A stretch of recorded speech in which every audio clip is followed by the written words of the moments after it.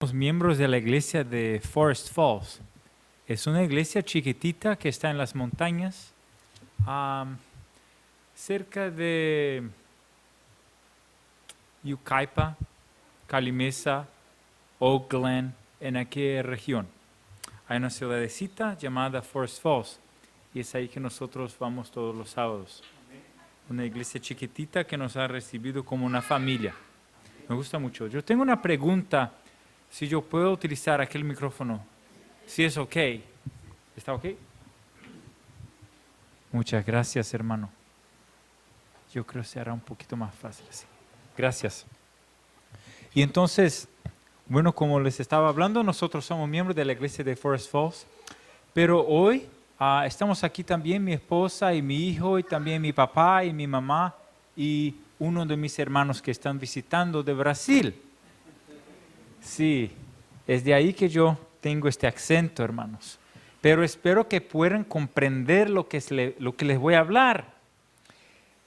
Yo quiero esta mañana estudiar con ustedes algunas lecciones que podemos sacar del libro de Hechos. Yo quiero que puedan abrir sus Biblias en Hechos. Vamos a enfocar en capítulo 5, pero antes quiero decir unas pocas palabras acerca de los capítulos 3 y 4. Vamos a enfocar en Hechos 5, pero vamos primero a decir algunas palabras acerca de Hechos 3 y 4. Después también vamos a leer algunos versos en Lucas y en Mateo, pero el enfoque del estudio es Hechos 5. En el libro de Hechos es el quinto libro del Nuevo Testamento. Tenemos Mateo, Marcos, Lucas, Juan, y entonces Hechos. Les doy el tiempo porque es importante que puedan acompañar en sus Biblias, porque vamos a estar estudiando esta narrativa importante en Hechos y las lecciones que podemos sacar de aquí para nuestras vidas. Mira que estas son historias, narrativas, relatos de cosas que sucedieron en el pasado, que tienen por objetivo también instruir en nuestro vivir en el presente. Entonces, que la Biblia es un libro que habla de muchas cosas que pasaron en el pasado, para que nos pueda instruir en el presente y que también nos habla acerca del futuro. Y lo que la Biblia habla acerca del futuro también es, en parte también para nos instruir en el presente.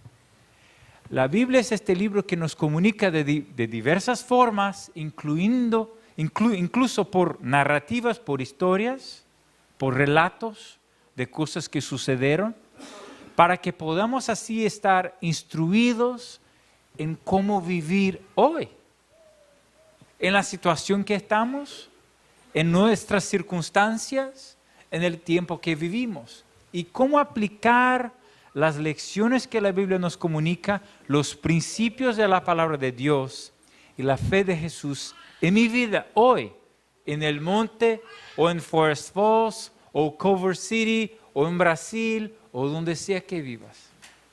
Hechos, bueno, aquí para un poco de contexto, Jesús había sido recibido en el cielo. Nosotros vemos esto en capítulo 1.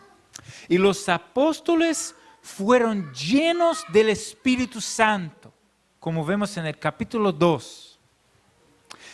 Y Dios estaba trabajando por medio de sus apóstoles que Él había enviado con misión, con una misión de ser fieles a Jesús y comunicar acerca del nombre de Jesús a la gente. Y por medio de estas personas Dios estaba trabajando. Y también Dios les había concedido el gran honor de obrar muchas maravillas y señales en el nombre de Jesús, en el poder de Dios, que estas señales, estas maravillas eran hechas por los apóstoles. Y cuando llegamos aquí en el capítulo 3 y en el capítulo 4 de Hechos, vemos una secuencia de hechos interesante, que después vamos a ver que algo semejante pasa en capítulo 5. Entonces vamos a poner nuestra atención primero aquí en capítulos 3 y 4, pero esto nos va a ayudar cuando llegamos a capítulo 5 porque algo semejante pasa allá. En capítulo 3, primero tenemos una historia de una curación de un cojo, un hombre cojo de nacimiento, que Pedro y Juan estaban ahí yendo al templo, se encontraron con este hombre y en el nombre de Jesús este hombre fue sanado. Un hombre que no podía caminar, un hombre cojo de nacimiento, que ahora sí podía caminar normal. Un hombre cojo fue sanado. De nacimiento era un hombre que tenía problema físico y ahora ya un hombre ya, especialmente para la situación de aquellos tiempos, un hombre ya de más de 40 años para aquel tiempo ya era un hombre mayor y ahora podía caminar normal. De cojo para caminar normal. De nacimiento no podía y ahora ya mayor, ahora sí lo podía hacer. Por el nombre de Jesús. Una curación.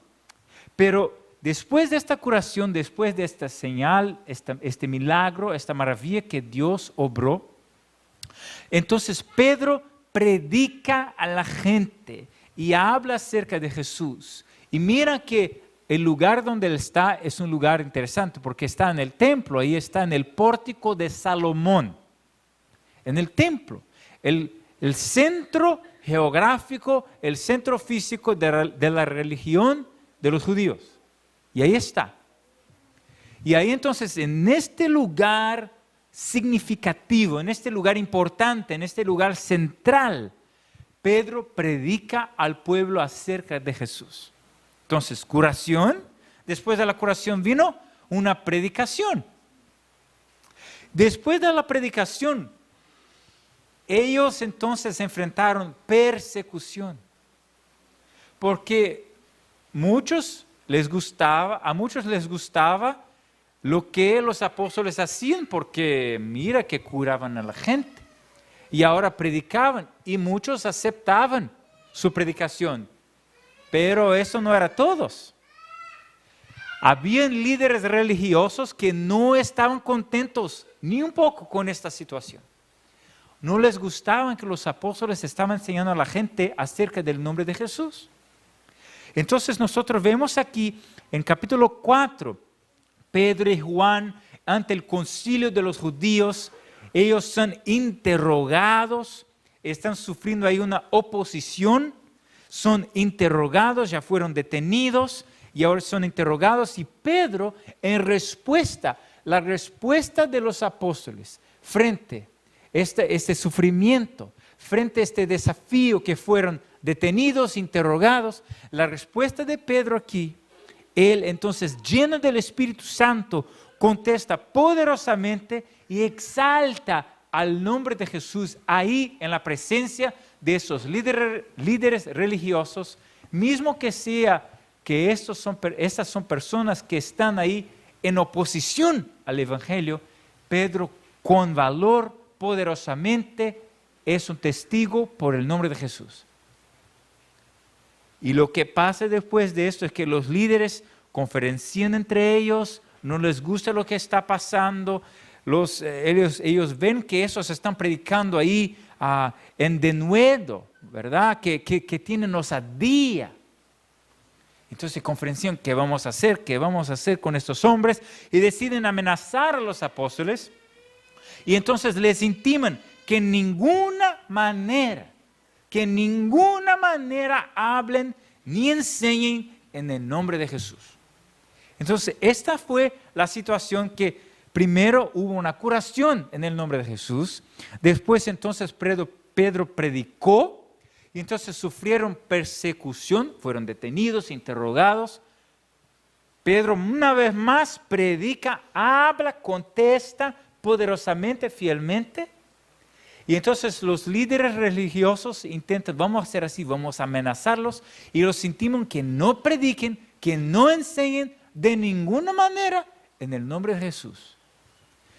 Pero los apóstoles, Pedro y Juan, si mantiénense firmes ahí, fieles, y cuando lleguen y hablan a los suyos lo que ha pasado, lo que los líderes les han dicho, la respuesta de esos siervos de Jesús, la manera como reaccionan es que ellos glorifican a Dios, y no solamente glorifican a Dios, sino que también piden así, en Hechos 4:29, adelante. Hechos 4, 29 hasta 31.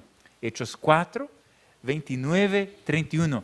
Ellos escuchando lo que los líderes dijeron, que no deben de predicar, que no deben de enseñar acerca de Jesús, pero los apóstoles ahí estaban firmes, fieles. Cuando los suyos escucharon esto, escucharon lo que ellos habían oído de los líderes, glorificaron a Dios y pidieron así. 4, versos 29 a 31. Y ahora, Señor, mira sus amenazas y concede a tus siervos que con todo denuedo hablen tu palabra, mientras extiendes tu mano para que se hagan sanidades y señales y prodigios mediante el nombre de tu santo Hijo Jesús. Cuando hubieron orado, el lugar en que estaban congregados tembló, y todos fueron llenos del Espíritu Santo y hablaban con denuedo la palabra de Dios. Mira la secuencia de eventos de hechos aquí. Primero hubo una curación por el nombre de Jesús, en el poder de Dios, una curación de un hombre que era cojo de nacimiento. Después entonces de esta curación, Pedro predicó acerca de Jesús. Pero no todos estaban contentos con esto, ¿verdad? Así que líderes religiosos los tuvieron detenidos y los interrogaron. Pero los apóstoles reaccionaron con fidelidad, contestando poderosamente. Pedro contestó poderosamente ahí frente a los líderes y una vez más exaltó el nombre de Jesús con osadía. Y lo que pasó después fue la oración, glorificando a Dios, pidiendo: Dios, ayuda a sus siervos para que puedan hablar acerca de Jesús con denuedo, con osadía, con valor. Entonces, curación, predicación, persecución, oración. Mantenga esto en mente. Y ahora vamos a examinar la narrativa que encontramos en Hechos 5, que es en la cual quiero enfocarme con ustedes. Hechos 5, vamos de los versos 12 hasta 42. Hechos 5, 12 hasta 42.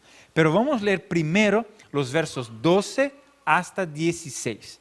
Hechos 5, versos 12 hasta 16. Y si puede mantener su Biblia abierta, porque vamos ahí de verso en verso examinando y estudiando esta narrativa y sacando las lecciones.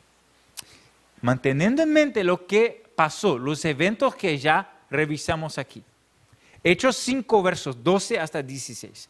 Mira que los líderes les instruyeron que no deberían hablar, que no deberían enseñar de ninguna manera acerca del nombre de quién, de Jesús, ¿verdad? Entonces vamos a ver si los apóstoles van a ser obedientes a estos líderes o si van a ser obedientes a Dios, ¿ok? Entonces capítulo 5, versos 12 a 16. Y por la mano de los apóstoles se hacían muchas señales y prodigios. Mira que aquí, ¿qué es que ellos pidieron en oración? Justamente que esto pasara, ¿verdad? Que pudiera Dios hacer por medio de ellos señales, prodigios, maravillas. Y esto está pasando. Y por la mano de los apóstoles se hacían muchas señales y prodigios en el pueblo.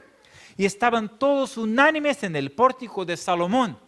Acuérdense de este lugar, el pórtico de Salomón. El mismo lugar que Pedro había predicado después de la curación del hombre. Entonces mira, hubo una curación en el templo, Pedro predicó en el templo y ahora está viendo también aquí curación, señales, y están ahí en el pórtico de Salomón.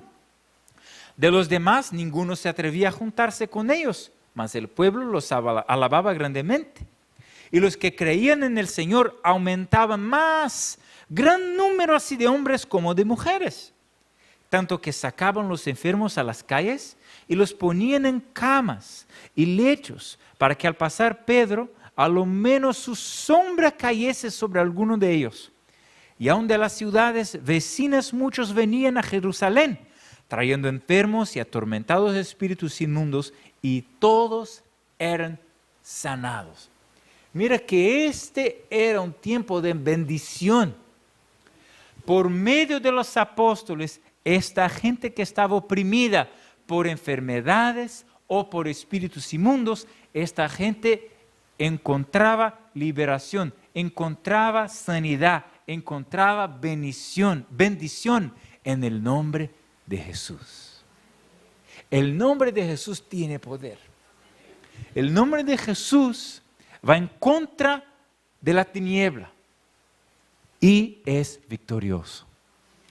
Y aquí el nombre de Jesús triunfa y conquista y trae sanidad, trae liberación y trae salvación.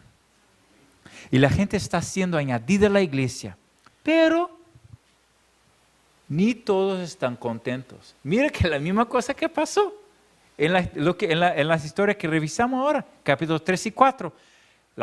Hay mucha gente contenta, la gente acepta a Jesús, la gente es sanada, la gente aquí es liberada de espíritus inmundos, los apóstoles son fieles a Jesús, pero ni todos están contentos, porque hay aquí un villano. Aquí tenemos nuestros héroes, ¿verdad? Los apóstoles, pero hay un villano. Mira los versos 17 y 18. Entonces, levantándose el sumo sacerdote y todos los que estaban con él, esto es, la secta de los saduceos, se llenaron de celos y echaron mano a los apóstoles y los pusieron en la cárcel pública. Los saduceos eran las personas del templo. ¿Está bien? Estos estaban junto con el sumo sacerdote, entonces ellos tenían poder, entonces arreglaron ahí.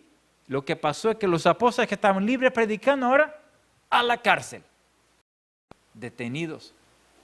Mira que para Pedro y Juan esto no es algo nuevo. Ya fueron detenidos antes, ¿verdad? No es la primera vez.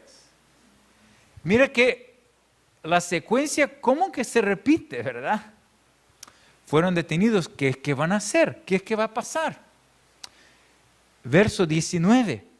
Mas un ángel del Señor, abriendo de noche las puertas de la cárcel y sacándolos, dijo, y el verso 20, id y puestos en pie en el templo, anunciad al pueblo todas las palabras de esta vida. Ahora, hermanos, aquí está pasando una secuencia que para ellos es familiar. Hace poco tiempo estaban predicando, fueron detenidos, interrogados, y los amenazaron y los soltaron. Ahora estaba una vez más sanando a la gente, liberando a la gente de espíritus inmundos y seguramente predicando acerca de Jesús. ¿Y lo que pasó una vez más? Detenidos. Entonces que ya está ahí establecido un padrón bien familiar para los discípulos. Lo que ellos saben es que cuando predican son detenidos. Y ahora fueron echados a la cárcel, pero Dios envió un ángel que los sacó de la cárcel. Pero no solamente los sacó, les dijo, mira, sigue predicando. Pero ellos ya saben que si predican, ¿qué va a pasar? Van a ser detenidos, ¿verdad? Entonces tienen una escoja que hacer. Si quieren seguir sufriendo, detenidos, interrogados, sufriendo persecución, ahí sufriendo oposición de los líderes religiosos. Y mire que ellos saben de una cosa. Ellos saben que estos líderes son capaces de hacer mucho más que apenas detenerlos. Porque ellos saben qué pasó con Jesús. ¿Y qué fue que pasó con Jesús? Murió en una cruz. ¿Y quién estaba arreglando ahí para que Jesús fuera muerto en la cruz? los líderes religiosos celosos y malos. Entonces, los apóstoles saben muy bien lo que puede pasar. Entonces, tienen una decisión que hacer en este momento de crisis. Pueden obedecer a Dios y seguir predicando, y seguir a detención y detenidos, y cárcel, interrogación, y amenazas y todo, y quizá muerte. O pueden decir así: hermanos, ya llega, ya vamos a retirarnos, vamos a hacer otra cosa, porque esta vida de apóstol está difícil. Tienen dos caminos a seguir, ¿verdad? O alguien podría decir: mira, quizá hay un camino en el medio, que sea más seguro. Quizá pudieran hacer así. El ángel les dijo que deberían de ir a predicar, pero el tiempo está difícil, el sumo sacerdote está nervioso con ellos. Quizá pudieran hacer el siguiente: orar y esperar para que las cosas se pongan más tranquilas. Quizá después sea el tiempo mejor para predicar. Orar, tener ahí cuidado.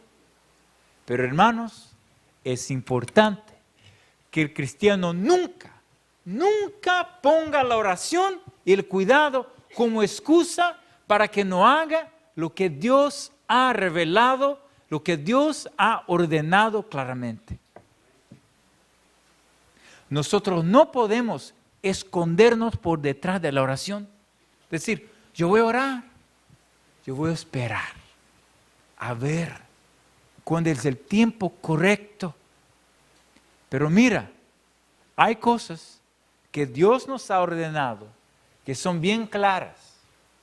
Y si yo no quiero hacer lo que Él ya me ha revelado bien claro, entonces, ¿estoy orando para qué?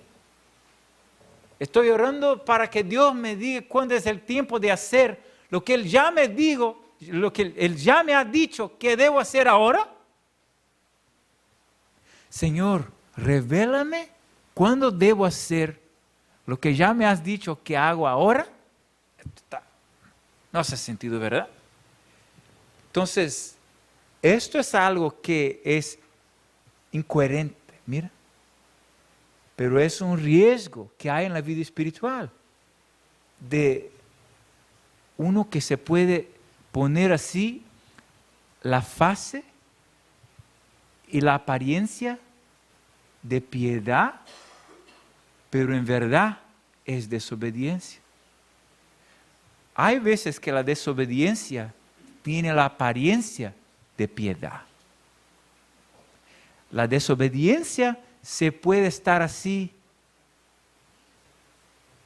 disfrazada, se puede presentar falsamente, de una manera que cuando se mira, se ve muy fiel, se ve muy espiritual.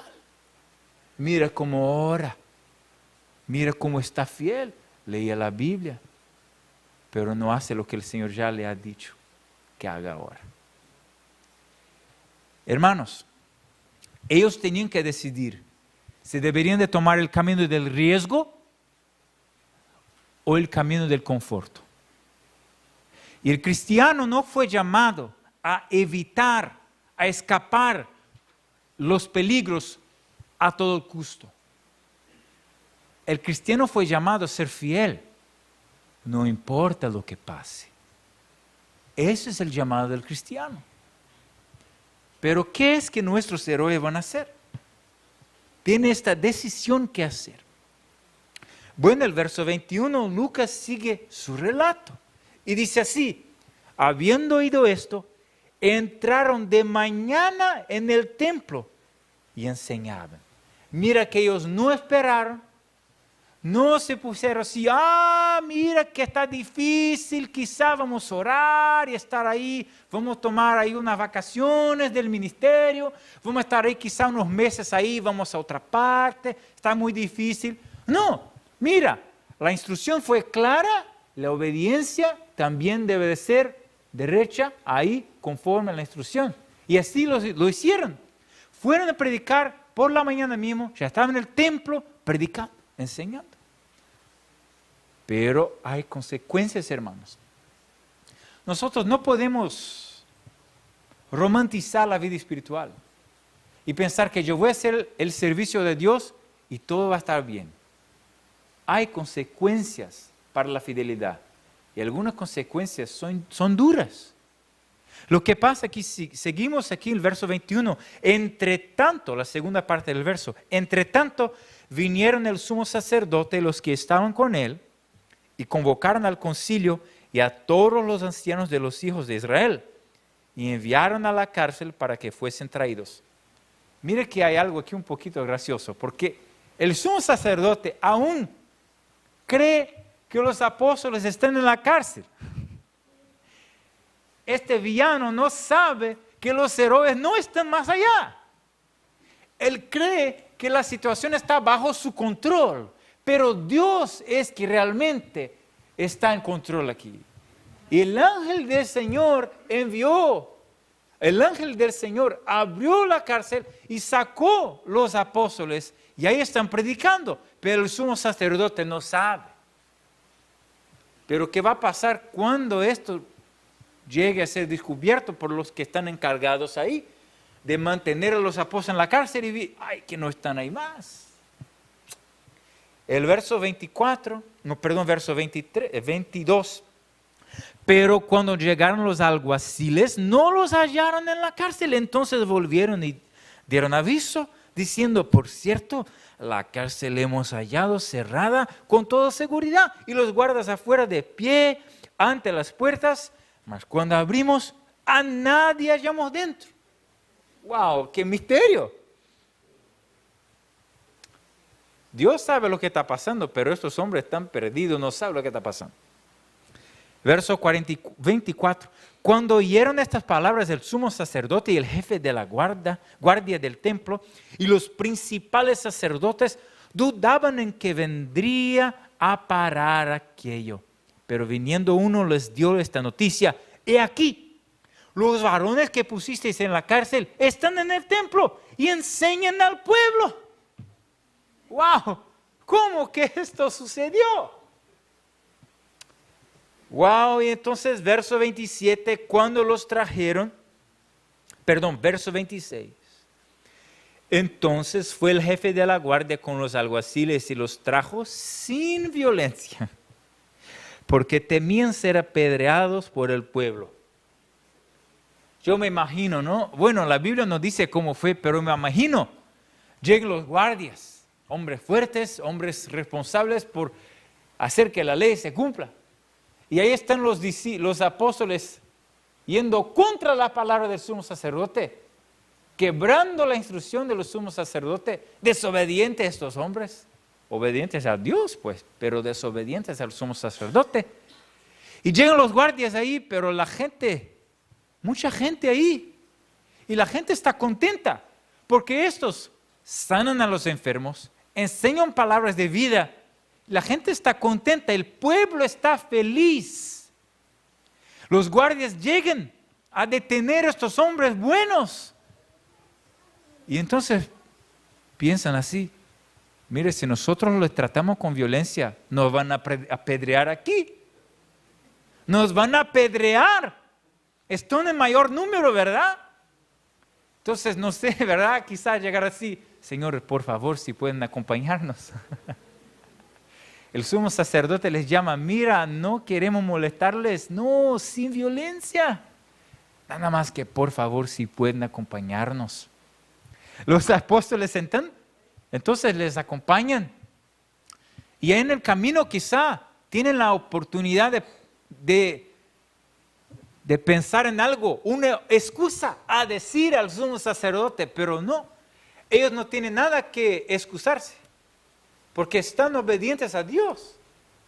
Y ahí entonces, verso 27, cuando los trajeron, los presentaron en el concilio y el sumo sacerdote les preguntó, diciendo, verso 28, ¿no os mandamos estrictamente que no enseñases en ese nombre?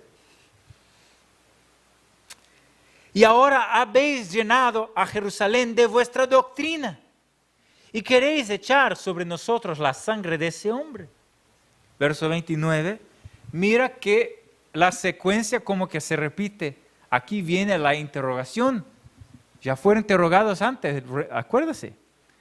Pero ahora Pedro va a contestar. Y contesta una vez más, en denuedo, una vez más, con osadía. Y dice, verso 29 adelante, respondiendo Pedro y los apóstoles, dijeron, es necesario obedecer a Dios antes que a los hombres.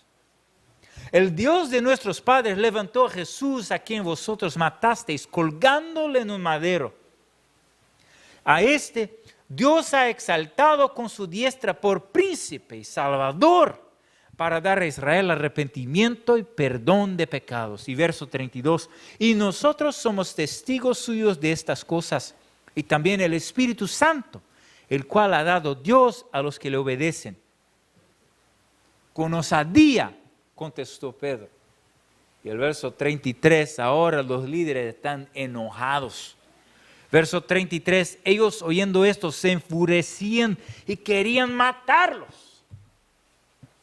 Verso 34, entonces, levantándose en el concilio, un fariseo llamado Gamaliel, doctor de la ley, venerado de todo el pueblo, mandó que sacasen fuera por un momento a los apóstoles. Y ahí Gamaliel trató de aconsejar al concilio, más o menos así. Les dijo que hubieron ya otros, ¿verdad?, que tenían grupos que los seguían. La cuestión es que a veces viene alguien, pero esto no lleva a nada. Pero estos hombres, ¿qué es? ¿Son de Dios o no son de Dios, verdad? Esta es la cuestión. Y Gamaliel les instruye que déjalos, porque si estos no son de Dios, no va a llevar a nada.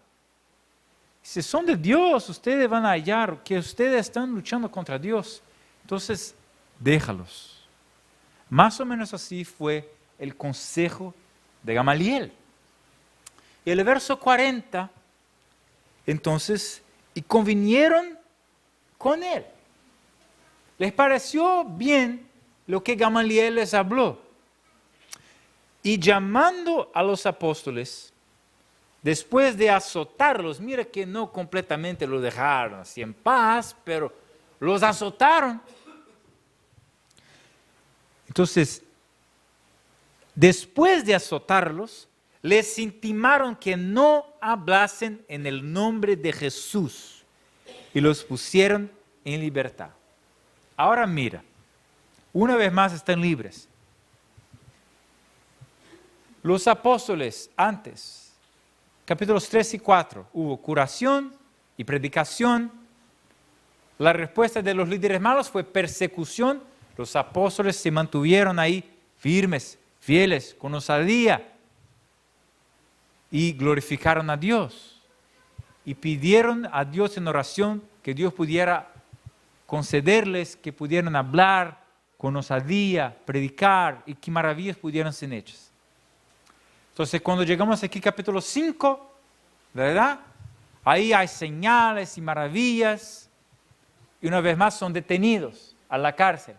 Un ángel los saca de la cárcel, pero una vez más son detenidos por los guardias sin violencia, son interrogados, una vez más hay la respuesta con osadía, con fidelidad, son amenazados una vez más, son azotados y echados afuera, sueltos, ahí pueden estar libres una vez más, no saben por cuánto tiempo.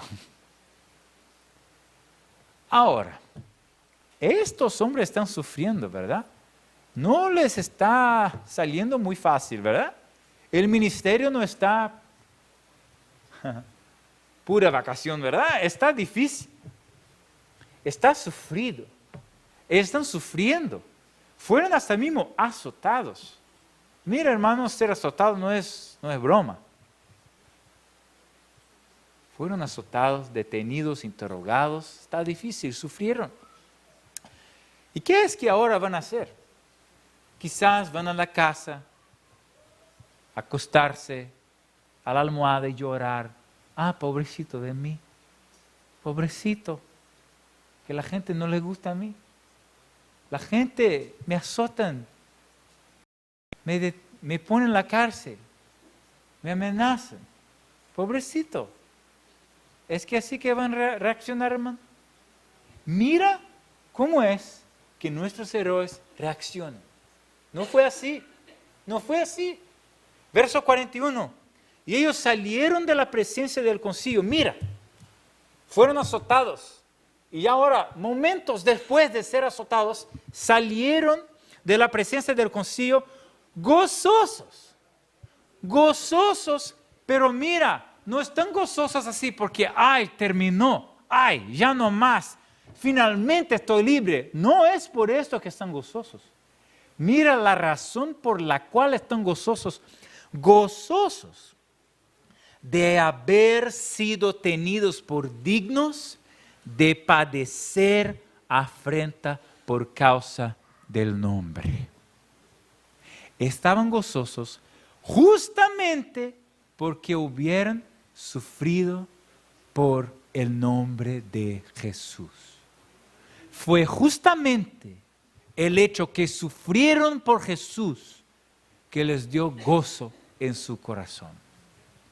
Ahora, verso 42, eso se pone aún más impresionante. Verso 42, y todos los días en el templo y por las casas no cesaban de enseñar y predicar a Jesucristo. Amenazas, cárcel, o el hecho que fueron azotados, nada de esto pudo hacer con que ellos estuvieran ahí temblando. Ahí vamos a salir, no vamos más a hacer esto porque sí, el ángel nos dijo que debemos predicar, pero ya no más, está difícil. Nada de esto fue suficiente para hacer con que estos hombres dejaran de hacer la voluntad de Dios. Permanecieron fieles. Y no solamente esto, estaban alegres, gozosos, justamente por el hecho que sufrieron por el nombre de Jesús. Los apóstoles habían escuchado Jesús en una vez predicando en un monte. Mateo capítulo 5, en el sermón del monte. Ellos hubieran escuchado a Jesús, habían escuchado a Jesús predicando en el monte. Y Jesús dijo, Mateo capítulo 5, los versos 10 hasta 12. Mateo 5, 10 a 12. En Lucas 6, 22, 23 hay versos semejantes. Mateo 5, 10 hasta 12. Así Jesús enseñó. Bienaventurados los que padecen persecución por causa de la justicia, porque de ellos es el reino de Dios. Es el reino de los cielos. Bienaventurados sois cuando por mi causa os vituperen y os persigan y digan toda clase de mal contra vosotros, mintiendo. Gozaos y alegraos, porque vuestro galardón es grande en los cielos, porque así persiguieron a los profetas que fueron antes de vosotros. Y en Lucas 6, 22 y 23, palabras semejantes. Lucas 6, 22 y 23. Cuando Jesús enseña y dice, bienaventurados seréis cuando los hombres os aborrezcan y cuando os aparten de sí y os vituperen y desechen vuestro nombre como malo por causa del Hijo del Hombre. Gozaos en aquel día y alegraos, porque he aquí vuestro galardón es grande en los cielos, porque así hacían sus padres con los profetas. Mis hermanos, los apóstoles sabían, y todo cristiano debe saber y tener en mente, que sufrir por Cristo no es perder. Sufrir por Cristo es vencer. Sufrir por Cristo no es el fin. pues habrá un futuro de gloria, habrá un galardón, habrá la recompensa, un futuro de eterna bendición con Dios. Sufrir por Cristo es vencer. Y por esto entonces, cuando el cristiano está alegre, justamente por el sufrir por Cristo, esto no es locura. Pero al mundo se mira como loco. Mira que está loco. Lo azotamos, está gozoso. Lo azotamos, lo detenemos, lo amenazamos y está alegre. Porque sabe que no solamente ellos están viendo esto, no solamente los que los azotan, pero el Señor los ve. Y el Señor los sabe. Y el Señor los va a recompensar. El sufrir por Cristo es vencer. Y por esto entonces el cristiano puede regocijarse en el sufrimiento por Cristo. Ahora, yo no estoy hablando aquí de sufrir porque hubiera hecho algo malo. Si yo voy y robo un banco y voy a la cárcel, bueno, pues bien, ¿verdad? Esto no es razón de regocijarme, pues yo he hecho algo malo, entonces natural que esté en la cárcel. No estoy hablando aquí que mis amigos me rechacen porque yo vivo hablando cosas malas acerca de ellos para la otra gente y le tomo las cosas y bueno, si yo no soy buen amigo, es natural que la gente me va a rechazar. Lo que Jesús está hablando aquí, y Pedro también habla en una de sus epístolas, es el sufrir por Cristo, sufrir por causa de la justicia. Es justamente cuando eres fiel a Dios y justamente por la fidelidad, justamente por su asociación con el nombre de Jesús, justamente por el hecho que eres cristiano, por esto sufres. Por esto es perseguido, por esto es amenazado, por esto es azotado y detenido y hasta mismo le matan. El cristiano, cuando sufre por Cristo, es bendecido. Y esto, el sufrir por Cristo es razón de alegría, porque grande es la recompensa. Habrá un futuro de gloria. Ahora, alguien puede preguntar, ¿cuál es la relevancia de esta enseñanza para nosotros que vivimos aquí en el sur de California, donde hay relativamente grande libertad religiosa? Por lo menos hasta el momento, ¿verdad? ¿Cuál es la relevancia de esta enseñanza? Porque Jesús enseñó que aquel que no quiere seguir a Jesús, tomar su cruz, seguir a Jesús, no es digno de Jesús mismo. Entonces el cristiano no solo puede alegrarse en el sufrimiento, sino que debe estar dispuesto a sufrir por Jesús.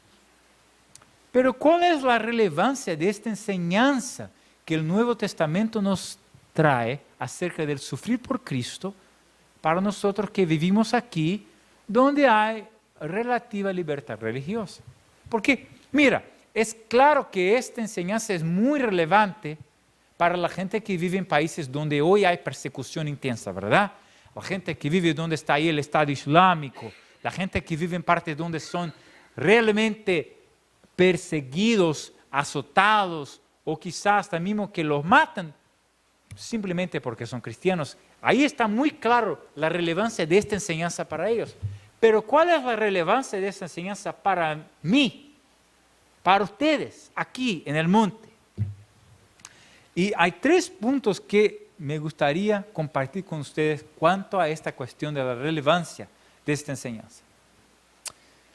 La primera cosa es que esta disposición de sufrir por Cristo, esta actitud que el cristiano debe tener de estar dispuesto a ser fiel a Cristo, no importa lo que venga a pasar, de sufrir por Cristo. Esta disposición, esta actitud, ella debe impactar a todos los aspectos de mi vida. Esta disposición de sufrir por Cristo debe impactar a todos los aspectos de mi vida, todos los aspectos. Por ejemplo, entonces, es decir que esto debe impactar mi vida en mi trabajo, esto debe impactar mi vida en mi familia, mi vida en mi escuela, mi vida con mis amigos. Y ahí, entonces, tenemos algunas preguntas sobre las cuales debemos reflejar. ¿Es que mi vida está más de acuerdo con un camino cruciforme, un camino de cruz, un camino de disposición de sufrir por Cristo, o es que mi vida está más de acuerdo con una cultura del confort? Es que realmente, cuando yo miro a mi vida, yo veo evidencias de que si fuera necesario, sí, yo sufriría por Cristo o no. ¿Qué es que las evidencias en mi vida comunican? ¿Es que mi vida comunica realmente esta disposición de sufrir por Cristo? ¿O quizá es más importante que yo esté bien con mis amigos, con mi jefe, con mi esposa, con mi familia, con mis vecinos, que con Jesús? Entonces, cuando nosotros nos ponemos a pensar que esta disposición debe estar reflejada en mi vida como un todo, entonces yo puedo pensar así: ¿yo estoy realmente dispuesto a ser fiel a Jesús? ¿O es que cuando cualquier cosita que sea inconfortable, ya soy infiel? Porque no estoy dispuesto a sufrir por Jesús. Este es un punto. Este punto que la disposición de sufrir por Cristo debe impactar todos los aspectos de mi vida. El segundo punto es que hay un riesgo. Hay un riesgo. El riesgo de lo cual estoy hablando no es el riesgo de la persecución, que es real. El riesgo que quiero hablar ahora es el riesgo de romantizar las narrativas de la Biblia acerca de fidelidad en medio del sufrimiento. Y yo me explico.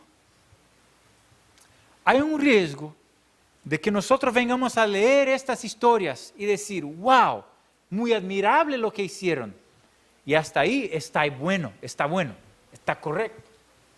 Y porque admiramos, entonces deseamos ser como ellos. Deseamos ser como ellos en lo que es admirable en sus vidas. Wow, mira que Pedro, qué osadía en predicar por Jesús, quiero ser así. Y hasta ahí, hasta este punto está muy bueno. Y hasta quizá me ponga a contemplar e imaginar: wow, si llega un día que soy perseguido, yo voy a ser fiel así como ellos también. Hasta este punto, hermano, está todo ok. Nosotros miramos las historias, nosotros admiramos estos ejemplos que son admirables, porque los admiramos, queremos emular, imitarlos, así como debemos imitar a Jesús también. Mira que Pablo escribe, ¿no?, que debemos, imite a mí, así como yo soy imitador de Cristo, ¿verdad? Entonces, es natural, hasta ahí está ok. Y quizá podemos hasta mismo imaginar: wow, el futuro cómo será, quiero ser fiel a Cristo. Hasta ahí está todo ok. ¿Dónde está el riesgo? El riesgo es cuando nos quedamos por ahí. Nos quedamos en la contemplación, la admiración, el deseo de imitación, la imaginación y nada más. Y nada más. Y lo que falta son decisiones definidas y pasos concretos en la dirección de realmente tener esta fe y estas virtudes que esos hombres ejemplifican. El problema es cuando yo leo estas historias y me pongo a romantizar, pero no realmente tengo ninguna decisión definida o paso concreto en la dirección de tener las virtudes y la fe que los hombres y las mujeres fieles a Jesús ejemplificaron en la historia. Y eso es un peligro grande, hermanos. Porque podemos estar ahí leyendo la Biblia y qué bonito, qué bonito, qué bonito. Pero esto no está reflejado en mi vida. Y el tercer y último punto. Para que esto pueda ser reflejado en mi vida, para que nosotros no caigamos en este riesgo y que nos quedemos nada más en leer y admirar, pero esto no se pone en práctica. Necesitamos de algunas cosas que estas personas tenían. Uno, para estar dispuestos a sufrir por Cristo, hay que tener fe en Jesús, ¿verdad? Ellos sufrían por Cristo porque tenían fe. Tenían fe. No solamente tenían fe así de una manera abstracta, pero su fe los mantenía con esperanza. Porque ellos tenían fe en las promesas de Dios, fe en las profecías del futuro, y esto les daba esperanza de un futuro de gloria. Así que sabían que sufrir ahora no es el fin. La muerte aquí no es el fin. Jesús vendrá, habrá un futuro de gloria. Entonces tenían fe y consecuentemente tenían esperanza. No solamente eso, hermanos. ¿Qué es que aquí se repetía? La oración. Mire que la oración era aquí un factor que se repetía. La oración es algo esencial para que podamos estar dispuestos a sufrir por Cristo. Y el último no en cuestión de importancia, porque es absolutamente esencial. Ellos estaban llenos del Espíritu Santo. Si quieres estar dispuesto a sufrir por Cristo y tener estas virtudes, la osadía en la predicación, el amor por la gente, que quieres predicar a la gente mismo que vengas a sufrir persecución, esto solo se alcanza así como fue ejemplificado en la vida de estos hombres, legítimamente, verdaderamente, solamente cuando se tiene fe, esperanza, oración y el Espíritu Santo. Y por último, ¿verdad? Ahora por último, cuando tienes el Espíritu Santo, tienes el fruto del Espíritu Santo, que incluye, ¿qué, hermanos? El amor. Hermanos, el día que nosotros tengamos todas estas cosas en nuestras vidas, sí, estaremos listos a sufrir por Jesús. Estaremos dispuestos a sufrir por Él. Abremos la misión, abremos el servicio de Dios, no importa lo que venga a pasar, por cuenta de la fe, la esperanza, la oración, el Espíritu Santo y el amor.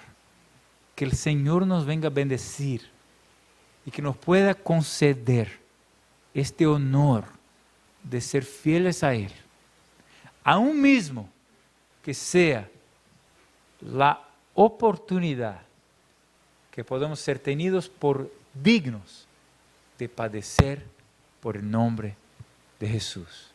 Amén.